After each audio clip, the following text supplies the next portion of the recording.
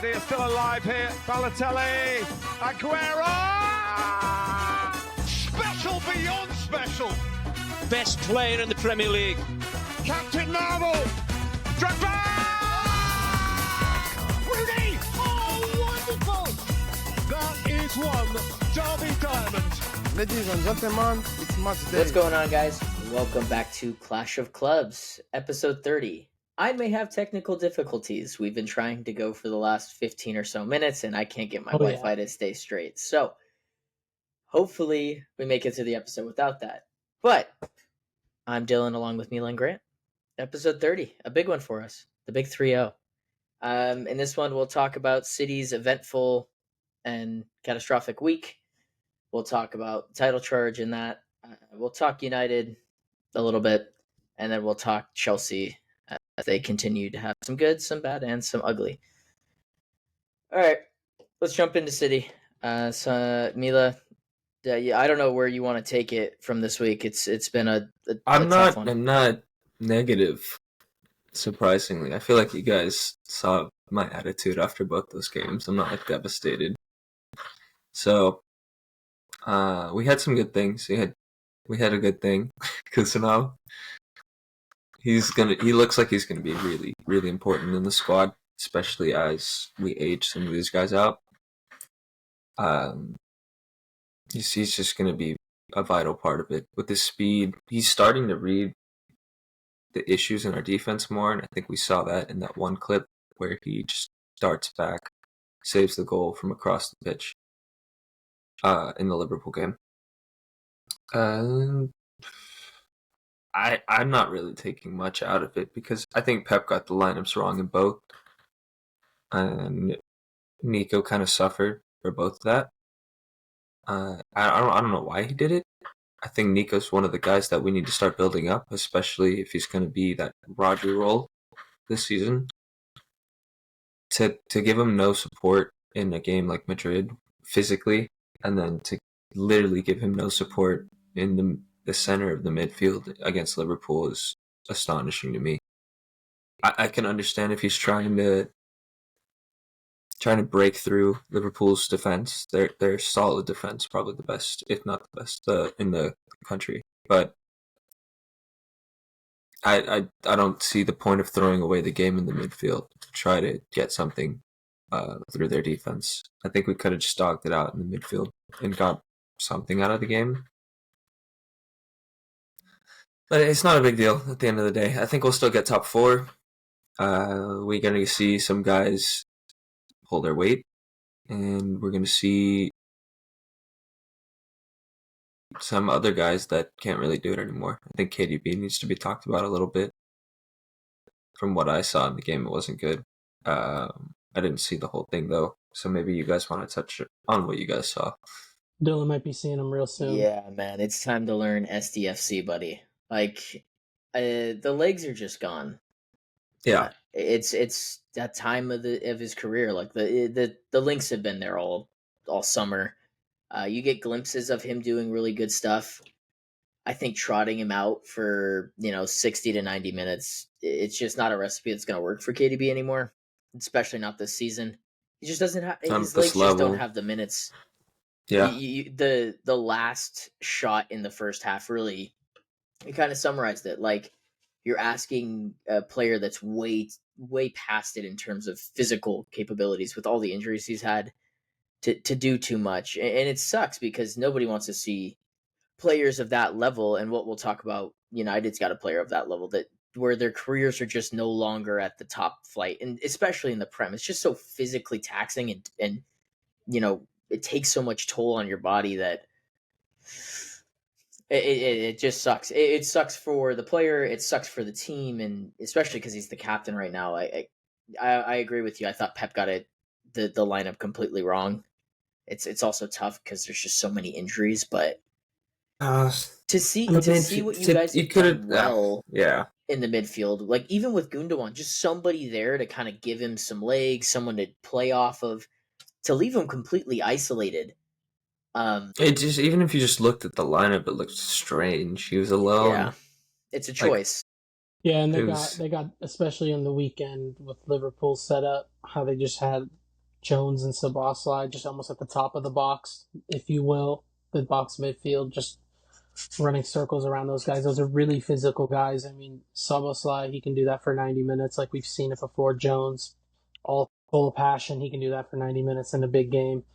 But yeah, also on the De Bruyne point, I mean, what is it, 8, 9 years, almost 10 years at that level at Man City he's been doing this? Like, yeah, of course it's a matter of time before he just runs out of steam. Like, that's the natural progression. Like, I don't think that's something to be ashamed of by any means. I mean, City have always played a very intense, taxing system. Like, he's been pressing hard for, like I said, like a decade almost. So, yeah, I mean, it's just a matter of time. To your point, though, yeah, it just does suck to see. It's an ugly fall from grace, but when you match the City being It doesn't help. not at the levels, and then you've got him not at the levels, it's just Can't help. yeah. It was just an ugly week for City, and the thing that makes it like alarming, not alarming, but more like, oh shit, like that really just happened. Like the Madrid Liverpool week is like, from an outsider's perspective, this just hasn't been the case, right? And you're watching City on a week in, week out, absorbing all that media. So you've seen it a little more on like a firsthand level, but where, me and Grant only see it on like a kind of needs to hate basis. They're 3 points off third. Like, that's the thing. Like, but I saw someone say, like, as bad as we are, we're still going to beat, we're not that bad. We're going to beat the decent teams. When it comes to these more elite teams, that's where we're going to lose. That's where we're at this season. We're not competing with those teams. Liverpool were just better. I think Pep's even said it. Yeah. I am concerned about this Haaland injury, though. Like, I don't think you guys are going to beat the mid-level teams without him, just because I don't think there's Marmoush is a good second striker. He's not a lone striker. He's not ready to be the lone striker in a Prem system. Not down in the deep end like this. Yeah. I still really like him. I think he's super. He I shows some sparks in that game. We have a lot of sparks, but I think we need in both of those games we needed Haaland. Mm-hmm. His presence, just his attitude in the team, we didn't have that. His size, like, we don't have that, and those guys complement that really well. So that's been an issue, though, with no Haaland backup. Marmoush is a capable backup, but in the sense that you don't have another guy that can even emulate a bit of what Haaland can do. I do think that it's going to be hard to get, though, about some of the tactical flexibility. I mean, the Liverpool and Madrid kind of did the same exact thing. You know what I mean? They just kind of played on the back foot, let you guys just have possession for possession's sake, and then they just hit you on the counter with two of the most lethal players in today's game. I feel like we shouldn't go too much longer without mentioning him. I'm not his biggest fan, but fuck, is he good? Yeah, he's having a phenomenal season. Ruthlessly efficient is kind of the best way to put it. People talk about it all the time, and I've mentioned it too. Like, oh, he doesn't have to do anything 60, 70 minutes, and then boom, boom, he's there. That's not a diss. Like, he's 32 years old, and he's having, his best year output-wise? Like, that's unbelievable. I think of, like, kind of how LeBron does nowadays. He doesn't really play too much defense, but he understands if it's a close game, I got to get to it. I got to get to my level. It's not fully in that sense, but more in the sense of just kind of preserving yourself for the moments where you need to be at your best, and he continues to do so. We talked about it earlier in the year. Would he be able to sustain it over, what is that, 70% of the goals at one point were from Salah? Mm-hmm. He kept doing it. He kept doing it, dude. He just Fair kept play. doing it. Yeah, that was the biggest thing, and it's almost March, and he's still doing like you said, we got to tip your cap. There's not a lot of pressure on them, though. That's the other thing. So. Oh yeah, I mean, that was always my thing with who's we're competing with. Like, Liverpool, the slippery slope. Fully aware of it, but it's not Man City behind them this time. It's a team, and we didn't foresee the Martinelli injury, the Havertz injury. I still don't think they had enough juice personally. Definitely a case to be made, but now, I mean, I think it's just done earlier. It's done earlier than we thought it would be, but it's the Champions League spots, which is looking like it's going to be 5. Yeah. So that's the juice for the rest of the season. Yeah. The Prem is done. So long as Liverpool literally don't have one of the craziest crash outs of all time, it's over. Salah would have to get hurt right now to make it interesting, and I don't want to put I'm that. I'm still not even sure if that matters. But They lost one of their that's the only thing midfielders. It could get really bad too. I don't think we. They could get saved with this lead though. They could just get saved by their defense. Their defense is phenomenal. Darwin can get back into form. I mean, this Salah season, 25 goals and 16 assists is in the Prem, man. It might be one of the greatest Prem seasons of all time. And it's just so weird because he doesn't do anything for full 90s. And that's what makes it feel like that hasn't really happened. But he really has. This is absurd numbers. She keeps doing it. Yeah, dude, he's inevitable. He's like Thanos, man. It's just like snaps his finger, fucking goal.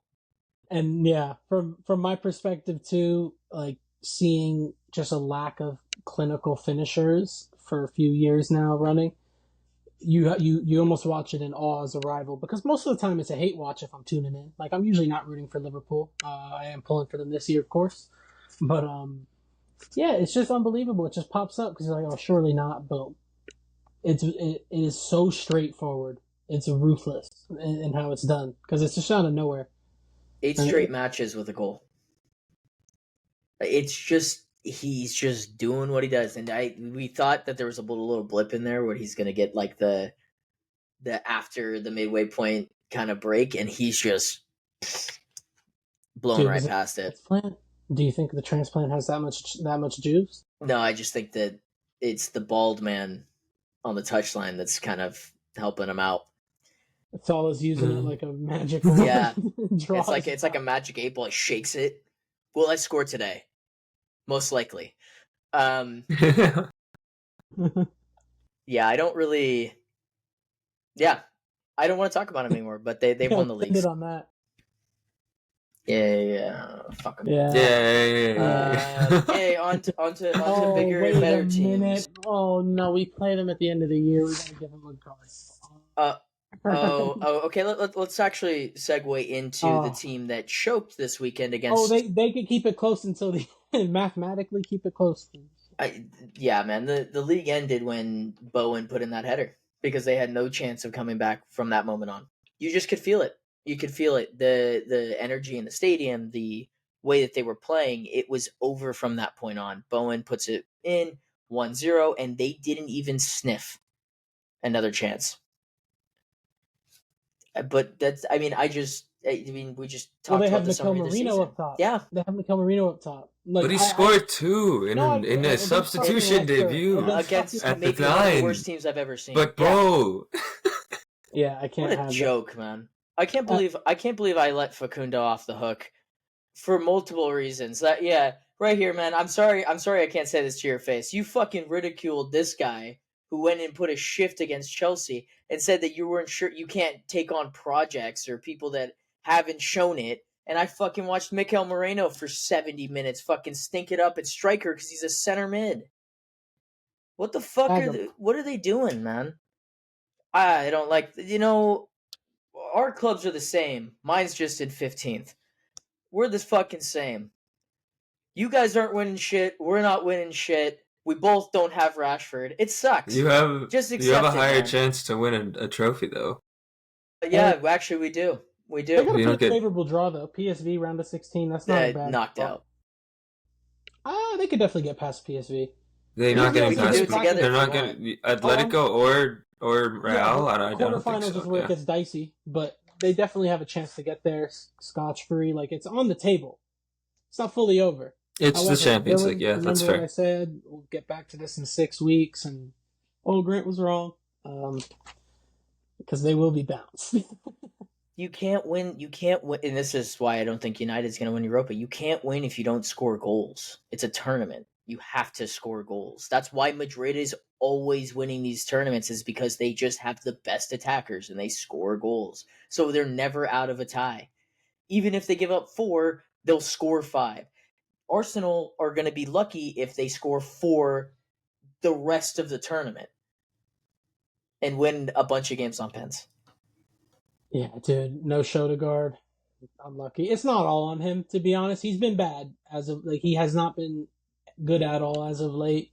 I think he's probably the most responsible on the pitch out of any of them, just because he's got the armband. You have to show something more. My Saka injury would be easier to cope with. His aging like fine milk. He's not a difference maker. He's not a match winner, I guess, is what we've seen, what we've been shown. Because Saka, I think he showed he was a match winner. Against that, they played Liverpool at home earlier in the year. No Odegaard. Scored a banger like 2 minutes into the game. The floor is so much higher with Saka. Yeah, because he can just make something happen out of nothing. I don't think Odegaard's capable. Which isn't a shot at him. It's just what it is. Saka is. Not everyone has it. Not many do. No. But I honestly think Odegaard's just a luxury player. Like, I don't see him as an integral. Like I was saying at the beginning of the year when we were putting him in the rankings, I see him as a cog when your team is working. But when the team's not working, he's not raising the sea. They've needed him to raise their floor significantly, and he can't score. He's not getting assists. So what's the fucking... Yeah. I talk about him like I talk about Rico Lewis. That's how Rico is. That's exactly what I was fucking He's a luxury player, man. Like Rico, I don't like the term luxury player because I think Odegaard works very hard defensively. He leads their press. So does 10 that's everybody else on our team does that too. I'm just saying I don't like luxury player because it usually associates role player. Work hard. He works hard. But to Mila's point, like that's exactly when you were talking like that, I'm like, there's Rico Lewis. Like if you can't throw him at right back and say, stop Vinny and Mbappe, no. But when the team's going to have 70% possession, you're going to have to break down a low block. Rico Lewis is going to be a huge part in doing that. That's what he is. Odegaard, I think when he gets compared to a guy like Bruno Fernandes all the time, Bruno will let his nuts hang and just try to win the game. He will look like an idiot. He'll get sent off. He'll give the ball away 30 times, but he'll do it. He'll try. He'll do something because he'll come to the conclusion, oh, nothing else is going to work. I got to try something. Odegaard will flick the hair, give the crowd, but he won't let his nuts hang and just say, I got to try something. Yeah. No, that's my biggest issue with him. And look, I get it. Like, that's stylistically pleasing for people to watch. And I know Shadman was talking about the Bruno thing, but like, would you rather, this is just a question to you guys, would you rather your center attacking mid try to make things happen and lose the ball 30 times? Or would you rather watch him have a 95% completion, pass completion percentage and your team lose 1-0 when the games matter? I'd take the former. I would take the former. I mean, I'd be furious to see a guy just kind of not doing too much, win another corner and really try to get us going. Like, no, try and get us going when we have the ball. You know what I mean? A guy like Bruno, again, he'll look foolish sometimes, all the time. And he'll also have world-class goals. Like, it's the duality of man. Like, but he's willing to put himself on the line to do what's best for the team. And especially as a captain, like, that's someone you want to go to war with. Versus a guy where it's like, no, I don't want it. I don't want to lose the ball here. And, no. You got to have a guy that's just willing to go in. Dude, people had him in conversations with KDB. It's disrespectful. No, and that's the thing is in hindsight now we're looking at it and it is disrespectful. People genuinely thought that he was a better Cam than De Bruyne. I think it's disrespectful to put it's so dumb. anyone in the conversation. Like, I know we had our spat at the beginning of the year when I put Palmer number one. I'm not putting Palmer in that conversation. He's done it for a year and a half. Like, KDB's like a legend. Oh, in long-term conversations? Yeah, just in general. Like, you can't put this guy, you can't really put many names in that conversation. Like, he's a legend. Like, just because he's still on the team now, it doesn't change that. Like, that's an all-time player. Like, you can't just throw names out there like that. Like, I even see Ozil. Like, again, like, you got to give people time. You got to see how things play out. You can't just jump to a conclusion when someone's at their best, especially at a young age. Gotta let that shit. You gotta sit back and observe. You know what I mean? They just don't. They don't have any. They don't have any killer instinct. We've talked about it all year. They're gonna get. I'm telling you, man. I got a bad feeling about the summer for them because there's no ambition, and when there's no ambition, the price of Isak is going up, and they might want more. Is what I've heard. Brick is going up, dude. He won't stop scoring. He's really good.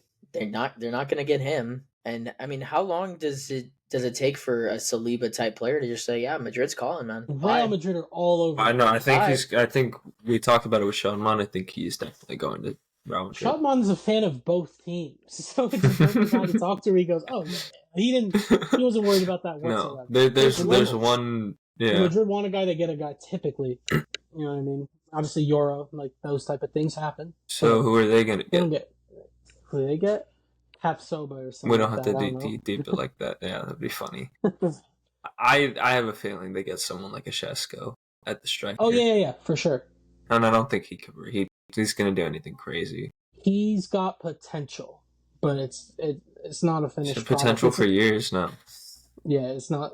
Hasn't got the move for a reason, I think. It could change. I mean, I think they're kind of like grooming him over there, for lack of a better term. He was supposed to leave in the summer. He said, "I'll give it an extra year and like get more game time." Like they want to build his value up. That's how Leipzig operates. How the Red Bull teams kind of all operate. But send him to West Ham. I think. Oh, dude, he'd be back in 2 years. You know how West Ham, like Fulkrug, even for example, what has he played like 5 games and maybe scored a goal? Wolf. West Ham, sadly. You know? Also, yeah, imagine losing to West Ham. Oh fuck. Who would have thought? Super random, all of our teams. We're talking about strikers. I don't know if we did. No, we you got guys the did. Sorry. We got the I love. Yeah, we got fucking pumped. Potter is Chelsea, dude. How could I not shout out my guy? Yeah. Wan-Bissaka, like, notoriously not known from going forward, and Potter's just like, yeah, go for it. Okay. Yeah, let him cook. He's got more GA than Højlund does this year, so maybe we should have let Wan-Bissaka play striker. They got a lot of injuries, too. They got some injuries themselves. Danny Ings is their only striker, and it is 2025, so, yeah, that's why they're in 16th. But now the striker talk got me thinking, did you guys see Mateta's run for their second goal?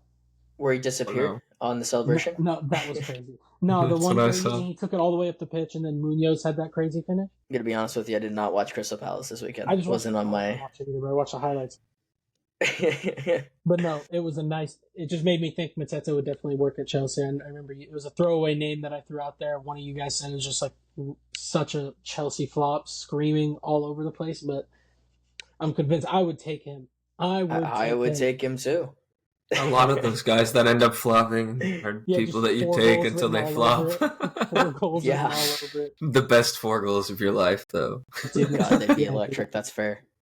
Yeah, slap them on the... Bring them. Well, okay. Let's switch to the team tied with West Ham in the standings. The only ahead of them on goal differential. Manchester United. What a great situation we're in. 3 points off 12th. Dude, like the way it is with City, where it's like, oh, they're in 4th. Like I didn't think they'd be that high. United's kind of the opposite.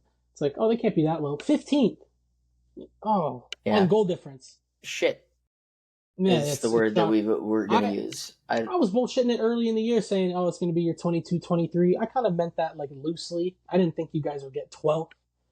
And now there's 2 teams there, Tottenham and United, on 12th and below. It's unreal. I did not think it could get that bad.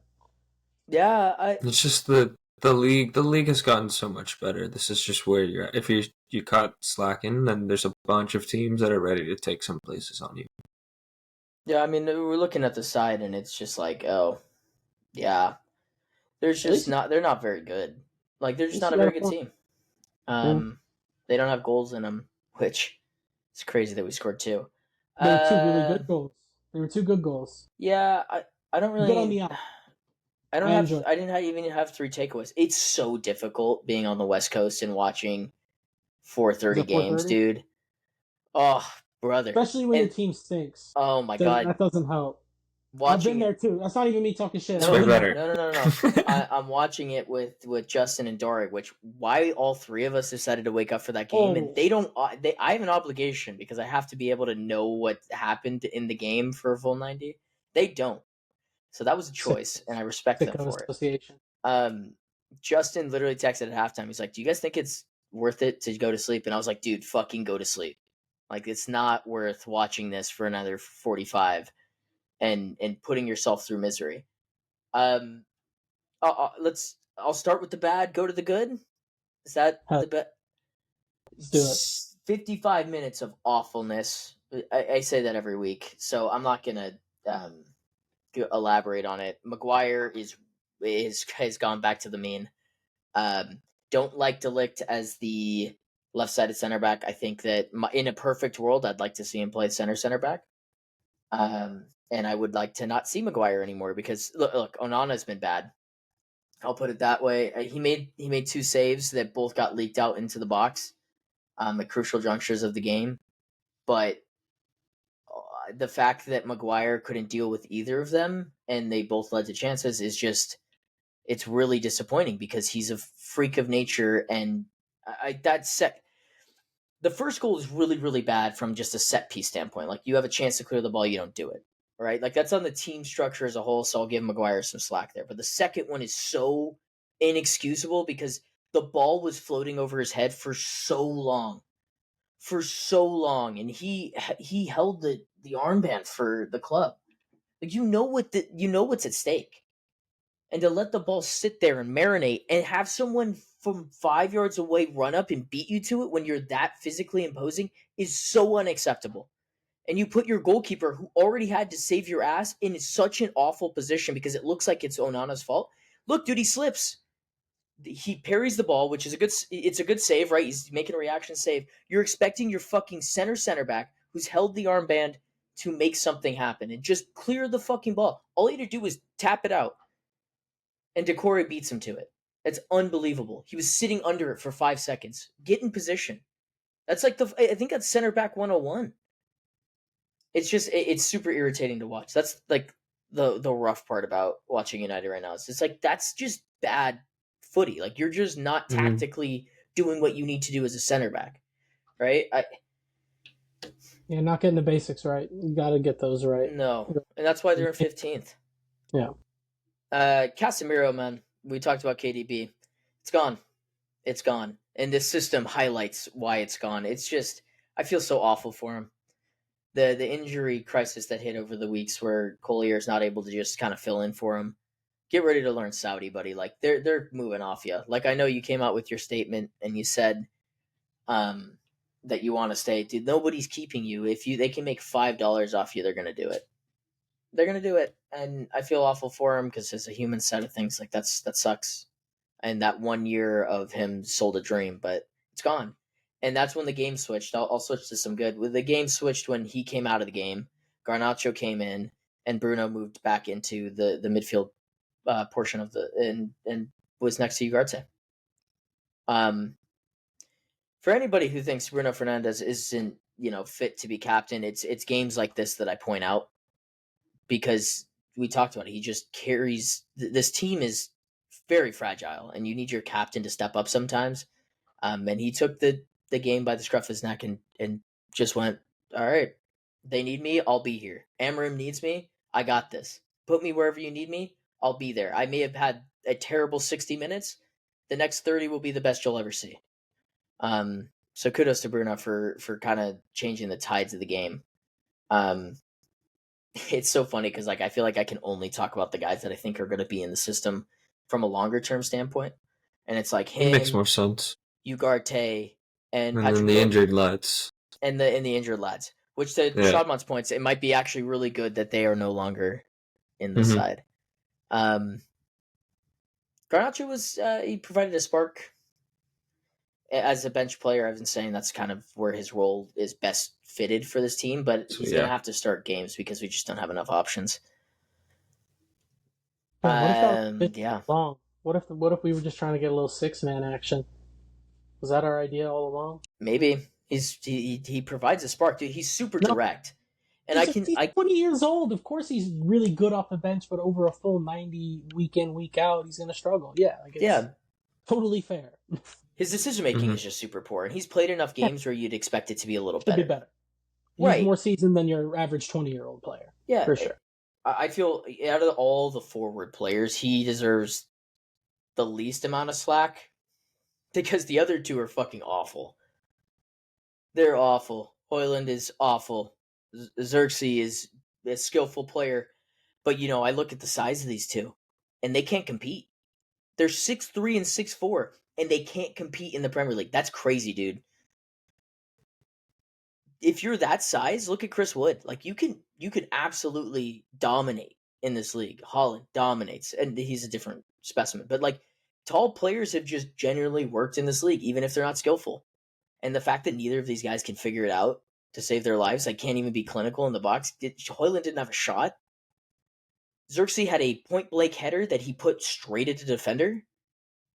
It's embarrassing, dude. It's embarrassing that a child came onto the pitch and had more of an impact in a 20-minute cameo when he's not even supposed to be anywhere near the first team and had more of an impact than Rasmus Hoyland. How was that? I did miss that. He had a yellow card and he won a header. He essentially did nothing, but he did more impact than Hoyland. That's what I'm saying. The bar is so fucking low at this point. Yes, good point. Yeah. I wanted to save this guy for the end because it's like, if you're looking at Amarim and you're thinking this guy's not going to work, just look at Patrick Dorgu and look at what he can do in this system. He's not a world beater. He's not anything super crazy special. But it's just a player that can be athletically fit to play in the system and can just bomb up and down to the wing. It was relentless. He just doesn't have the outlet to have somebody in the box. And not all of his crosses were good, but he's just so progressive and forward thinking. It was watching him compared to Dallo is like watching night and day. Like, it's just not even the same. It's like not even the same. It's not even the same game anymore. It's not even football. Like, it's so ridiculously crazy. I'm just gonna keep highlighting him, I think, for the rest of the United talks because he's really enjoyable to watch.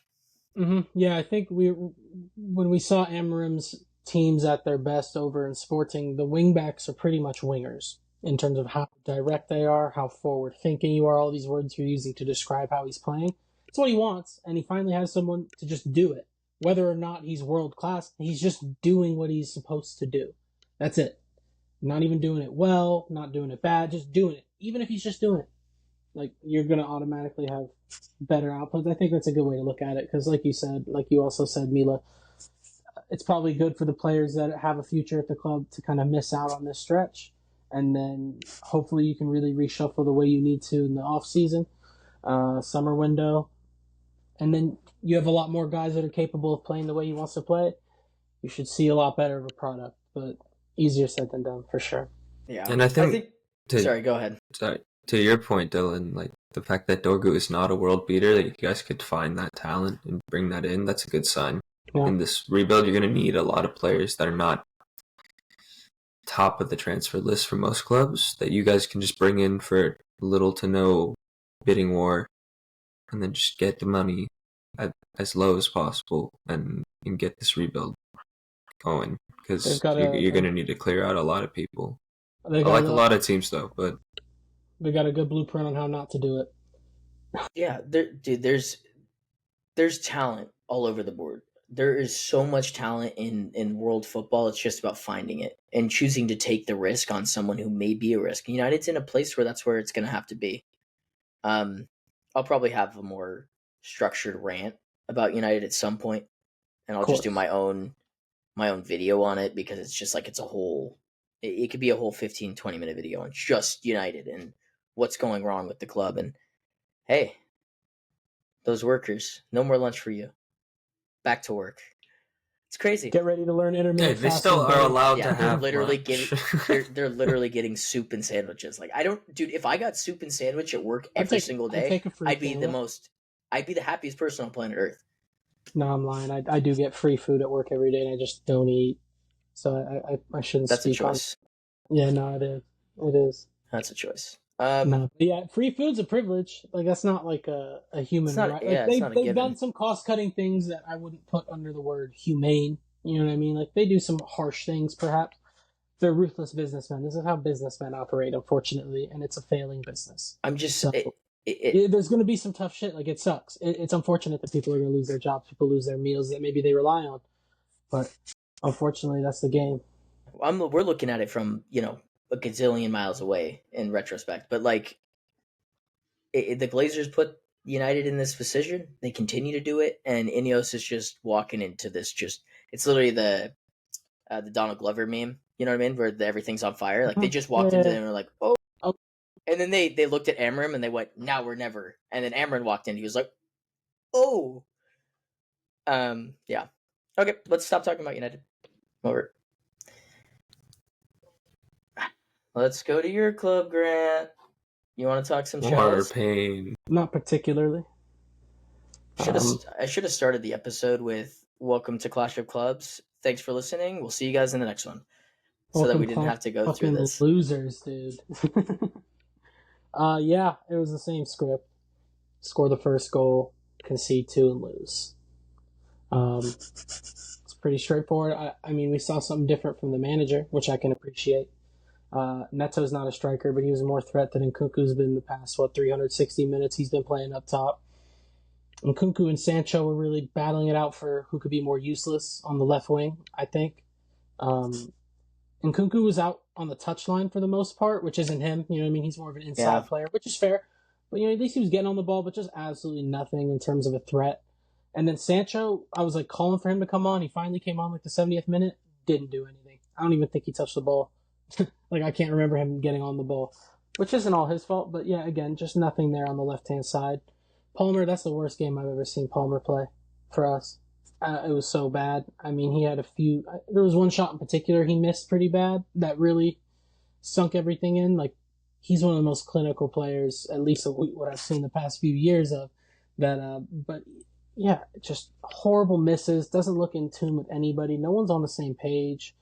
It's a fucking disaster. Enzo Fernandez was the only one that looked like he gave a fuck, which I really appreciate. His mentality, from the start of the year with what happened off the pitch with his national club. For him to come back and really just be a leader. We need a leader. We've been talking about this. Next to him in midfield, Reece James in midfield was pretty cool. That was fun at least. Technically, he's so good, he'll do it fine anywhere. There were a few moments he got the ball taken off him, and that'll happen for someone who's never played in the midfield before like that. But I think he still showed a lot of positives, given that we wouldn't recall any of the midfielders we have that can do that job. I was excited to see that he was able to do that for 90 minutes. Gusto was shocking. The defense has just been shocking lately. Even Cucurella, who I've had really high praises for, he's been getting turned here and there. And then the cherry on top was the keeper I've been begging for to come in, just letting one go straight through his hands in the 90th minute. I shit you not, I didn't react. I did not react. I was just sitting there I was coming. Because, yeah, it's him. I came up playing baseball, so they always say, the last person that gets out always feels bad. They're upset that they think they lost the game. Jorgensen struck out with the bases loaded. There were a lot of moments in that game that cost us that game. You know what I mean? It's not all on him. There's so many opportunities for us to get that second goal, first half and second half. There were glimpses of light, especially that first 10 minutes. We looked really good. But I think that second goal was coming. I hate that it had to be the keeper who just came in to take the job of one of the worst goalkeepers I've ever had the displeasure of watching. I hope he can overcome that mentally, because that's a tough thing to overcome. It's a very lonely position, and to just have that be what's sitting in your head right now can't be great. But to the point Mila's making with City, I got to look at it. We're 4 points off of third with Southampton tomorrow, and then Leicester at home next. If they do not get 6 points from those two games, we're really going to have a problem. Right now, the only reason I can keep a level head is knowing that. But what if they show me the past 2 months to convince me that this is an easy 6 points? I don't think that's the case. I'm still not confident in this game against fucking Southampton, who have 9 points. So that tells you how quickly it can change in 2 months. Should have been in the title race. We're in 7th. Life comes at you fast. But like I've been saying, we're not that far out of it. You put a few good results together, you're right back in business. So let's see if there's a response. It feels like there's a semblance of a response boiling, but that is just insane copium, to be honest. They're so fragile at the same time defensively. It's not that hard to score against them. A mistake's coming at all times. So, yeah, hard to be optimistic, but hopefully tomorrow, get the 3 points, move on. Fuck. Mila, do you want to talk about Chelsea at all? Do you have any thoughts from the game, watching it, and all that fun stuff? Because I'm going to go on a soliloquy. My Wi-Fi went out during a bit of it, so I saw bits of it. I think, the bigger things I took away from their game I'll just say it quick so we can get out the way. Rashford and Asensio Smooth. are proving that they can still ball, and I would be surprised if Villa do not try to just sign him permanently with the deal they have for 35, that. 40 million. It's 40, I think. So I don't know Depends if on it'll the wages happen. I maybe, don't but- think it'll necessarily come to fruition unless they get a Champions League spot, but you definitely see that they definitely should make it try to happen because he has been really good, either just because he has a point to prove or Just gets to play. same for Asensio. Like, dude, is it They just can because just they play. have that shit? Yeah. It could be one or the other, but they're performing for that team right now that needed it. And yeah. They needed the reinforcements. They got them in.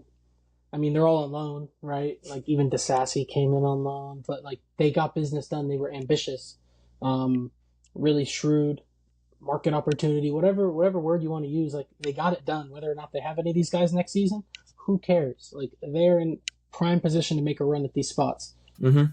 It's up for grabs. They just want to be in a good position to sign more people. Yeah. These Playing are the game. these are quality players. It's not like talking about scrubs, man. Asensio, Real Madrid product, like ridiculously good player, just hasn't been healthy. And then you're talking about Rashford, who's a guy who's had 30 goals in a season. Yeah, they Villa were more ambitious than Arsenal and United and Chelsea. This isn't a new thing. They've been more ambitious. Maybe not than Chelsea because Chelsea signed everybody, but in comparison to United and Arsenal, like it's people don't think that you can get business done in January. Facundo's big harping point was that people don't like doing loans. Like you always hear it in transfer rumors. They're not willing to let the player go on loan, only willing to let him leave. And then all of a sudden, he just went out on loan because these teams get desperate. The window's about to end, and they're like, "Fuck, we're not going to use this guy, and we're paying him 300,000 euros a week." Yeah, take him. Take his salary. It's an asset that's depleting if you just keep it, and so they have to go put it out. Yeah. So business can be done, and Villa played hardball. I mean, they got some quality players on loan. I mean, yeah, they looked really dangerous. As soon as Rashford came on, I fucking said it in the chat too. I was like, well, there goes that. Like I said, at some point they're gonna go for it, and they will get the equalizer. They went for it at halftime, and they kept going till they get that winner. So, I mean, they could have closed up shop and got a point. I was thinking right before they scored, I'll take a point at this rate. Would have taken a point. I mean, they went for it. They looked very dangerous. Yeah, I'm going to touch Chelsea, and then I have to talk about my guy because he's just the fucking best. Go on your team. We may have treated Enzo harshly. No, I think we did, and I think it's just you can grow into that. That doesn't mean we treated him harshly at the time. We paid 100 million for the guy. Yeah, okay. Sorry, maybe I'm just now looking back. We can give him his flowers now that he's grown into that role. It's been 4 or 5 months since we said that, though. Yeah, you're also right. He's a racist. I should probably.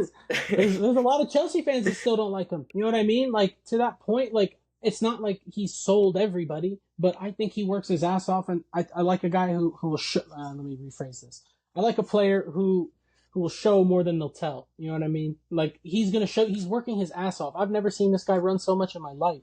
Like for a year and a half, we were talking about how this guy can't move, and all of a sudden he's all over the place. He just keeps running. He's just working hard. I mean, that alone at this point, you gotta respect. Yeah. Look, he's I've gained respect for him. Yeah, for sure. No, absolutely. He's just a player that. I don't think he's misunderstood, but maybe he was misplayed for a large portion, and maybe that was up to himself. But this is also where I want to give him slack because he finally made a change, but I also want to just be like, it's been in front of you the whole time.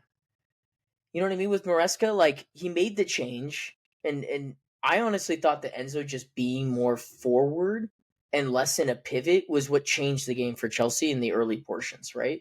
Like he gets on the end of it because he's in the forward position, and I've been talking about it, and I think we've been talking about it for multiple episodes. Like just put Palmer on the right, drag him out of the equation for a little bit, and let's see what someone else can do there. And at the time we thought it would be Nkunku, but he just put Enzo there, and it's like, oh, Enzo can score. He can put himself into good positions, and tactically it makes sense.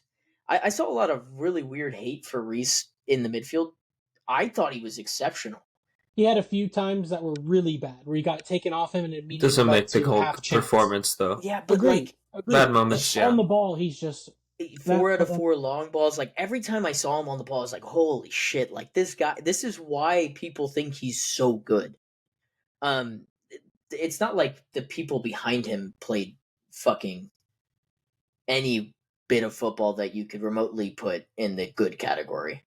Because it's so sad. Colwell, Brother, Chalaba came off after 7 minutes. Tosin was all right, but again, not much there. Yeah.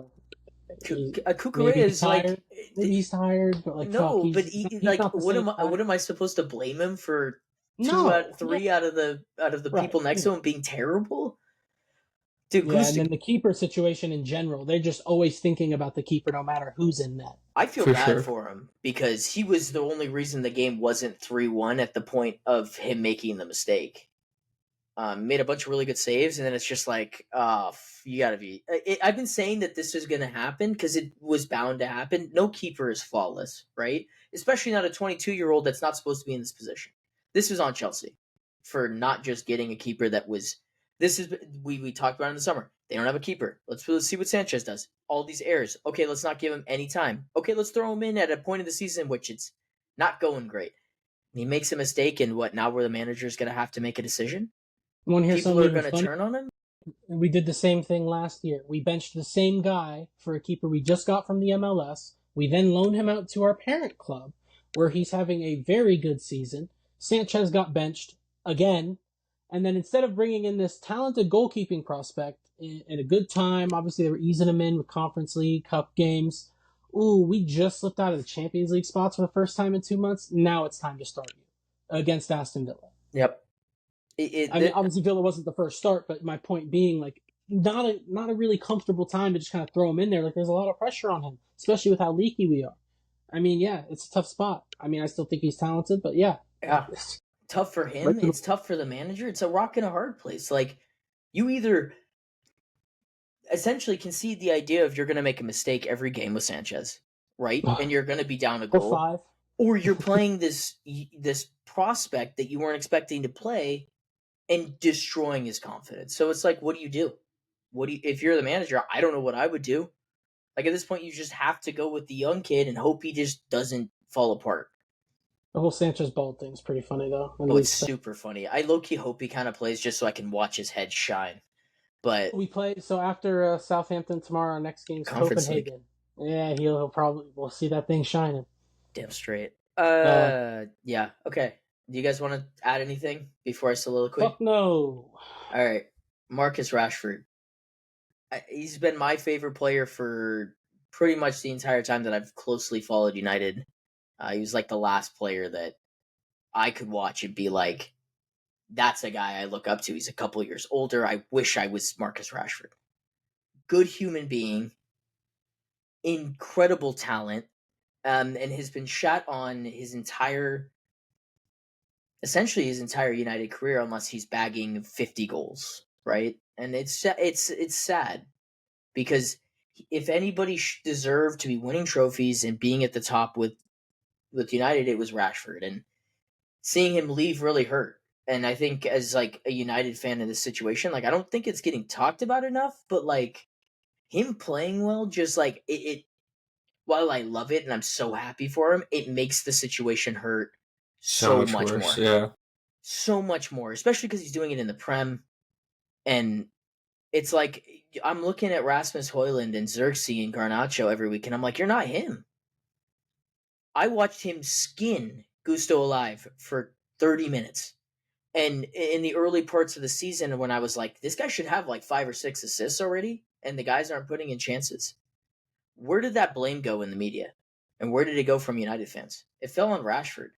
And it's like, oh, so now that you realize when you take him out and you take away talent, oh, he can't get GA.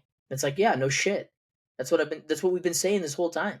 Everybody that knows what type of player he is, just because he doesn't run back every play. Would you run back every play? I don't know. Like, I bring up the work situation. Like, if my work looked at me and went, we don't like you. You don't do enough for us, and you're As they shit. should. After you've literally given your heart and soul to the club, would you run back every play? He's seen more managers than any other United player in the history of the club. That's a fact. He just has. And you've asked him to change systems. You've asked him to play left wing. You've asked him to play right wing. You've asked him to play striker. He's given everything to the club that he loves more than anything. And they treated him like dog shit. And the media treats him like dog shit. He's just public enemy number one. He's the most... It's ridiculous the amount of hate that he gets in England. And it's so sad. It's so sad because he's such a good person. He's such a good footballer. And it's like the world's just against him in that sense. And that sucks. And so I'm super excited for him. I hope that he fucking smashes it at Villa, and for whatever reason they're not able to afford him and he can go to Barca, because I really don't want to have to keep rooting for him at Villa. Don't want to have to keep rooting for him at Villa. And he's definitely not rooting for Barca to have funds to buy someone is crazy though. It's insanity. It's the definition. You might have to make the parlay for them. You think if I sell my soul, it could happen? Now, what lever is that? It's the... Actually, they've definitely sold souls for stuff, so... Are you kidding me? Yeah. You know it goes down over in Spain. I absolutely know how it goes over in Spain. Think Mbappe just started playing good because he's good? Oh. Yeah, that's my soliloquy on Marcus Rashford. Our clubs suck, even though yours are both competing for Champions League and mine's in 15th. We are not competing for Champions League spot. I said you guys would not be great early, and I mean, like, relatively speaking, I never thought that on paper it looked that great. So, like, yeah, it's obviously a down year, but I didn't expect United to be competing for Champions League spots. Personally, I think it's all been relatively, we've had the best year. You guys are exactly where people, apparently your club thought they were going to be, so I respect. We're exactly where we thought we'd be. Respect. Nice. You know what? Hindsight's a bitch. Like, let's just go back to what we think at the beginning of the year. You know what I said at the beginning of the year? I wanted to fast forward 1 year. Yeah. I don't know if I said that to you guys, but yeah. I was like, bro, get Esteban in here, get the learning curves out of the way, and on to 25, 26. Quick sim. And then I got introduced to the vibe. Yeah, winning is a bitch, huh? It's only cool when you do it all the time. I mean, I've never done crack, but I think that's what it feels like. Probably. Like, it's like, oh my god, I need to watch the highlights for the 4th time. Yeah. Oh my, you're just popping teams. Oh man, it's the best. It's that one speed video, the GIF where he's just like, yeah, watching, yeah. Well, that's when I had my joy with number 10 at my club. Everything's been downhill since. Yeah. So Mila is not going to be on the next couple pods, but he's going to be doing his own videos because he's going to be over in Europe doing essentially. I'm going to miss one pod. One pod? Just one. Okay, just one pod. But he's going to have his own video, which is cool. I hope that he's able to do at least a review. A compilation of FA Cup disaster classes and Champions League glory. What's that dude, the striker, number 89? Is that him? Is that his number? What are you talking about? Yeah, Mubama. Yeah, you don't get Mubama minutes? Dude, I'm hoping we get Haaland minutes. Haaland doesn't play for Real Madrid and Liverpool, and he starts against Plymouth. Classic. That's what I'm hoping for. That's what he was saving him for. Yeah. So smart. A trophy that we can win. So smart. Fuck. Out of all the games you're seeing, is there anyone that you want to kind of preview? Well, no, we don't actually have to preview. But for sure, we're going to City Plymouth at the Etihad, and then United Fulham at Trafford. So those are going to be definitely. Aren't you in the away end for Fulham? Of course I am. That's so hype, bro. You're just gonna. You're actually gonna probably have a good time. Well, yeah, you're gonna be. No, it'll be sick. Yeah. You're probably gonna have a good time. Actually, to be fair, United have had Fulham's number this year for no God-given reason. I'm just gonna cheer for Robinson. I genuinely don't get it. We've beaten them twice. I don't know what's going on. We're their bogey team. We've become a bogey team. That's how bad we are. Something. That'll be something. I just want to see FA Cup magic. I don't really care. Yeah, there is a That's magic not true. of the I do cup. care what happens, but I do want to see some good games. I hope Plymouth doesn't get completely mollywopped, but I'm there's a gonna be chance. really curious to see what your thoughts on. You're going from Etihad to Old Trafford. Old Trafford, yeah. So you're going from like brand spanking new to like one of the oldest stadiums like in the world. Like, Yeah. And I was there, and obviously it's special. Day because I'm a after, United fan. yeah. You're gonna go from literally like two just polar opposite ends of the world in terms of like state of the art to like historic. And that's gonna be really cool to see kind of what your thoughts are on that, because there's nothing, we don't get that in the US. There's nothing like that. There's nothing there. It's special. Wrigley feels cool. No, sorry, I mean in footy. Old? Footy. There's just, I bet you the Wrigley Not Field is probably a really good example, or like Fenway. I was a little proud. I haven't been to Fenway, no. I haven't either, Yeah. but I'm assuming that's kind of the same. We got a few old buildings. We got a few old nice stadiums. It's like Buildings. going from Intuit to Wrigley. That's kind of. Not Wrigley Wrigley's not doesn't have falling. leaks though, because it doesn't have a roof. So Yeah, no, Wrigley's not falling. just hope it apart. doesn't rain, dude. Just hope it doesn't Yeah, I rain. don't care what's if it rains. Yeah, it's February in England. I'm sure it'll be sunny. It probably Where did we will go be. to school? Touche. It's fine. The used to stadium it. is super far away from downtown. Learned that the hard way. I didn't bring Oh, that I up. know. I know. You guys I aren't in Manchester. I didn't bring that up. I knew that. When I went, and I was like, oh, great, like, I'll just get an Uber out of there. Like, no biggie. We had to walk, like, 2 miles away in the pouring rain after we got spanked by Tottenham. Average That'll be Dylan. tough. Yeah, dude. Yeah, we're gonna I can't have be- anything go my way, huh? we're staying closer to the Etihad though, so it's definitely gonna be a bit of a That'll be really cool. trek. It won't be that bad, It's the but tube. Don't know if there's two in Manchester. There's not. All right, bro.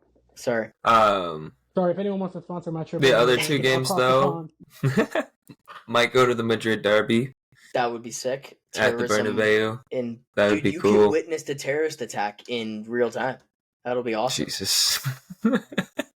Sorry, I I'm just really gonna don't scream like my that. heart out for Alvarez. Not my heart out, but quietly in the corner. I'll be cheering for Alvarez and Griezmann.